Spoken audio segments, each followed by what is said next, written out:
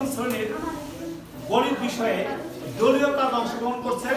আমাদের প্রিয় শিক্ষার্থীরা অত্যন্ত আনন্দের সাথে এই দলীয় কাজে অংশগ্রহণ করছে এবং তারা সঠিকভাবে তাদের দলীয় কাজে সুন্দরভাবে অংশগ্রহণ করে তারা অংশগ্রহণ করছে।